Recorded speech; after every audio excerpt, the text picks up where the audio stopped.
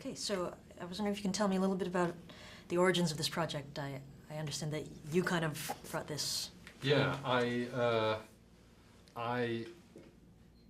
live in, well, I was living in Vienna, and Nikki Lauder is a friend of my wife's. And I grew up in London. And so the idea of writing a story about the rivalry between an Austrian and an Englishman goes, absolutely to my heart.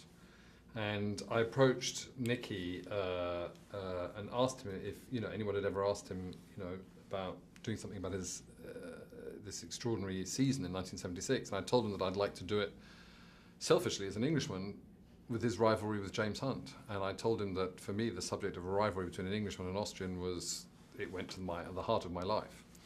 And he loved the idea. And a lot of people had approached Nikki before, but he'd never wanted to do it. But I think he'd seen some of my previous work and trusted me. And so I told him, I said, you're probably not going to like what I do. Because people don't. People want a very flattering, photoshopped version of themselves.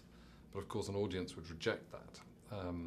And so I said, look, I'm going to write you as you are, and you're quite a controversial character. And he trusted me, and he became a very generous collaborator. And so I wrote it entirely on my own, not expecting anything to happen like what's happened. I mean, I never expected it to grow like this. Okay, and can you talk a little bit about the balancing act of, sort of an action movie on one level, but there's this character, it's very dramatic in one level, and then on top of that, there's a balancing act between, you've got the two leads as well. Well, I wrote it assuming that I would, if you grow up in America and Los Angeles and you write movies, you probably assume that you can get big budgets. If you grow up in London making movies, you assume you get no money at all. And so I wrote it thinking, this has to work, this has to be interesting and stand alone just as a dramatic piece.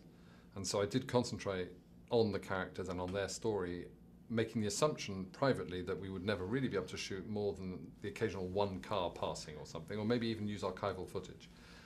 When Ron felt that with the advances in technology that we might actually be able to shoot some of the racing, I was thrilled, but I never dared hope for footage such as that which they got, because it's the racing scenes in this are so much more exciting and convincing than I ever imagined we'd be able to do. I sort of assumed that when you film tennis with actors playing tennis, it looks dreadful, and when and same with golf, they don't look like the pros. They don't swing like a pro, they don't move like a pro. But we were able to get professional drivers, and that's the difference. So that actually our driving was done at speed. Wow. And maybe if you can speak a bit about the verisimilitude, then I guess of the whole, the era that seems to exist in every frame of this. Well, I mean. In terms of detail and accuracy, I tried to get as much of that as I could in the story, and I had Nikki, I would show him stuff because I don't know my way around, the engine of a car, how mechanics would speak with one another, what it would look like, in those days. And Nikki guided that, but also we had consultants crawling over every aspect of this film to make sure that this looked absolutely right, and there's a lot of footage of the time which you can look at and make comparisons, so that an art director isn't working totally in isolation. Okay, excellent. I would love to talk to you more, but I think my time is up, unfortunately. Well, you're from Universal, don't you? I am, but I have 4 minutes, I think, so. Well, even if she's from Universal? But 4 minutes. Really? They're the distributors. Okay. But we're getting announced from the control. You can continue. You can finish. Okay. Oh, okay. I'll get in one quick question then, if I can. Just actually about Nikki, because we're doing to focus on that. Because I think he's seen the film since, and have you spoken to him since? He's seen the film, and what his reaction? I speak to him all the time. I was showing him dailies, to prepare him, because I felt quite protective over him, because on the one hand, I told him he's going to hate it, but on the other hand, I wanted to protect him because it was so generous letting me write about his life and letting me write honestly about his life. So particularly when it came to the accident stuff, I was very nervous, and I started showing him some footage, and he quickly became very emotional. And I think for him to be processing that accident, I think he was so caught up with just the business of survival at the time in 1976. I don't think he ever really stopped to process what had happened. And that has happened entirely. And I know he's seen the finished film, the fully finished film, 3 times. And the last time he saw it, I know he had nightmares, he couldn't sleep, I think it's been very difficult. But I think rewarding. I mean, he's very, very, very happy with the film. Okay, and now that the movie's being released here at TIFF, kind of the North American premiere, and I've read a lot about the international appeal of the film because F1's much more popular in Europe, per se, than in the United States, and you've got the Brit, the Austrian, and what do you think the strengths, what strengths do you think the movie has that will play to North American audiences?